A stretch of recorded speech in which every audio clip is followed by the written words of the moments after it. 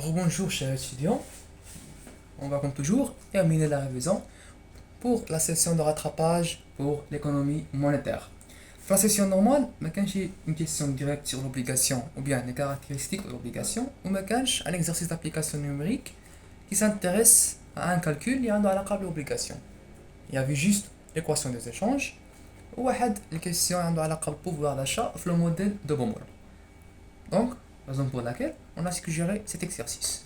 On considère une obligation de principal sans de maturité 1 an avec un taux nominal d'intérêt de 3%. Question 1, calculer le prix. Question 2, calculer le nouveau prix si le taux augmente à 3,2%. Troisième question, est-ce qu'il y en a un gain ou bien perte en capital?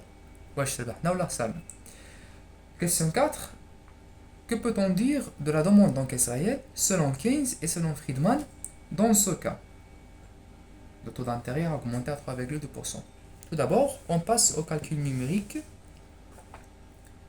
Pour un taux d'intérêt de 3%, P est égal à 100, qui est le principal, fois 1, la maturité, divisé par 1 plus 0,03, il y a 3%, le taux d'intérêt. Application numérique, 97.08. La deuxième question, le nouveau prix, par exemple, P', il s'agit aussi 100 principal fois 1 la maturité sur 1 plus 0,032, yani 3,2%. Application numérique 4 et donc on peut constater que le nouveau prix est inférieur au ancien prix. Alors il y avait une diminution. Et donc logiquement, c'est une perte en capital. De combien? Pour calculer de combien? Tout d'abord, on calcule la variation du prix de l'obligation. P' moins P, le tout divisé par P. Si on divise le tout par P, il y a un pourcentage. Si on ne divise pas par P, on va P' moins P, il y a un nombre. Avec le nombre, voilà la différence. Généralement, on utilise le pourcentage. Dans ce cas, puisque c'est une perte en capital où le prix a diminué, c'est négative. Application numérique 0,19. Donc, c'est moins 0,2%. Le prix de l'obligation. Maintenant, pour l'interprétation, selon Keynes, on doit tout d'abord poser le modèle. On sait que, selon la théorie de préférence pour la liquidité, la demande d'encaisse réelle est égale à une fonction décroissante du taux nominal et croissante du revenu. Dans l'exercice, on ne parle pas de revenu, on parle du taux d'intérêt. Le taux d'intérêt a augmenté. Et puisque la fonction est une fonction décroissante du taux d'intérêt, alors la demande d'encaisse réelle va réagir de manière inverse au taux. Par exemple, si le taux va diminuer, la demande d'encaisse réelle va augmenter. Contrairement, si le taux augmente, la demande d'encaisse réelle va diminuer. Et dans notre cas de l'exercice, le taux d'intérêt a augmenté. Donc selon Keynes, l'agent économique ne va pas préférer la liquidité par exemple, on peut dire. Parce que la théorie, il y a la préférence pour la liquidité. Donc l'agent ne va pas préférer de détenir de l'argent, il va préférer de détenir d'autres choses. Selon le modèle de Friedman, c'est presque la même idée, mais ce qui change, c'est le modèle. On sait que selon Friedman, la demande d'encaisse réelle est une fonction croissante du revenu permanent, et non pas de revenu nominal.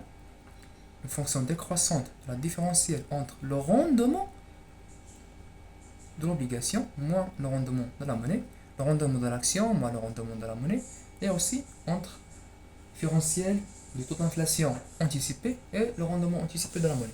Bien sûr, le rendement de l'obligation, l'action, de monnaie, les taux sont anticipés. Dans notre cas, on va s'intéresser à un paramètre.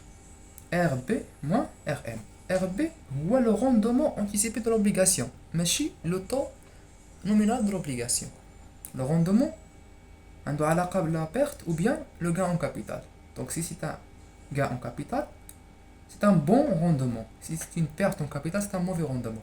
Un bon rendement veut dire que RB augmente. Un mauvais rendement veut dire que RB va diminuer.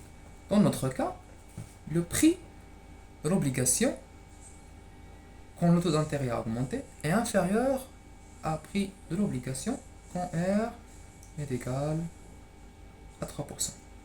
Et donc, le taux d'intérêt a augmenté. Par conséquence, le prix a diminué. Par conséquence, il y avait une perte en capital.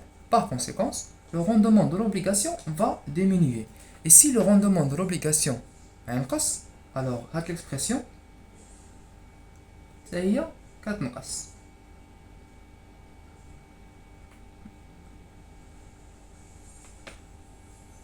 Par exemple, si le rendement de la monnaie, ou plutôt le rendement anticipé de la monnaie, quand le rendement anticipé de l'obligation, bien sûr, est négatif.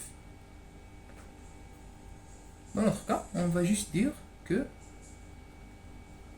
elle décroît.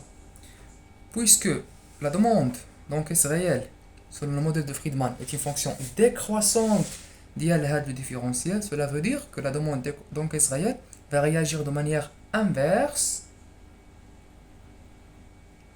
à cette expression. يعني إذا هذه l'expression a augmenté, la demande d'encaisse réelle va diminuer. Et vice versa. Dans notre cas, le rendement de l'obligation a diminué.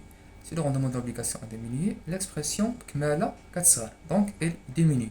Puisque la fonction est décroissante, donc il axe. Alors, MD sur P, selon le modèle de Friedman, va évidemment augmenter. Donc, selon l'hypothèse posée pour suggérer ce modèle, on peut dire que l'agent économique va préférer de détenir la monnaie au lieu des titres obligataires.